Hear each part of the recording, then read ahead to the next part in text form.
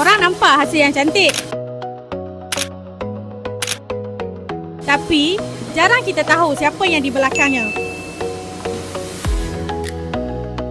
Sebelum menjadi kitchen top yang cantik dan berkilat, semuanya bermula daripada satu slab yang besar.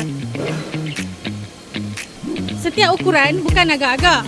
Beza 1 inci pun boleh mengubah. Proses memotong batu pun bukan sekadar potong. Kita kena ikut urat, ikut struktur dan juga ikut jenis batu. Bahagian tepi ni orang selalu sentuh. Sebab tu finishing kita kena betul. Bila dah sampai kat rumah customer, nampak macam mudah. Tapi sebenarnya di belakang ada tim yang jaga detail betul-betul. Behind every project ada usaha yang tak semua orang nampak.